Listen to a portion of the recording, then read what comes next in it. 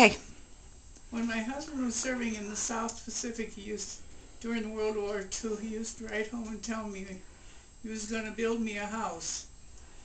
Well, it took a little while, but in 1955 we moved in.